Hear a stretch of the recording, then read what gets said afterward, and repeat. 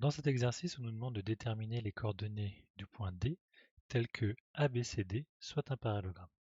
Ce qui est conseillé dans ce type d'exercice, c'est de commencer par se faire une petite figure pour visualiser ce que l'on doit faire. Donc l'idée, c'est de tracer un petit parallélogramme ABCD au brouillon en plaçant les points dans l'ordre qu'on nous demande.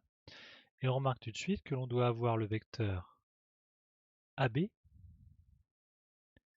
égal au vecteur DC. Donc simplement ce qu'on va faire, c'est qu'on va calculer les coordonnées de ces deux vecteurs et on va comparer pour avoir l'égalité. On va commencer par le vecteur AB.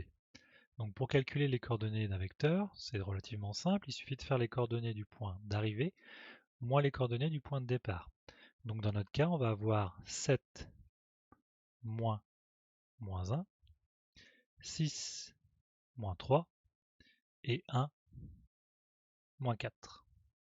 Si on calcule, on obtient AB a pour coordonnées 8, 3, moins 3. On va faire la même chose avec DC, sauf qu'on ne connaît pas les coordonnées du point D. Donc ce qu'on va faire, c'est qu'on va leur donner un nom. Classiquement, on va les appeler X, Y et Z. On pourrait préciser XD, YD, ZD, mais dans notre cas, vu qu'il n'y a qu'un seul point qui est inconnu, il n'y a pas besoin. Donc on va calculer les coordonnées de DC. Donc même chose, point d'arrivée moins point de départ, c'est-à-dire les coordonnées de C moins les coordonnées de D. Donc on aura 0 moins X, 2 moins Y, moins 5, moins Z. Et simplement, on va utiliser le fait qu'on a une égalité de vecteurs.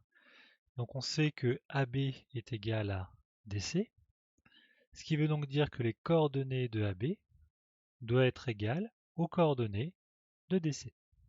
Et on va utiliser cette égalité.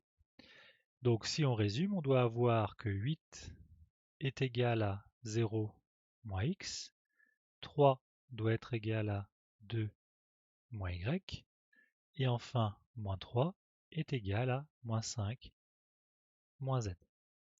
On obtient un système de 3 équations, 3 inconnues, qui est relativement simple puisqu'il n'y a qu'une inconnue par équation. Et normalement, on doit obtenir que x est égal à moins 8, y va être égal à moins 1, et z va être égal à moins 2.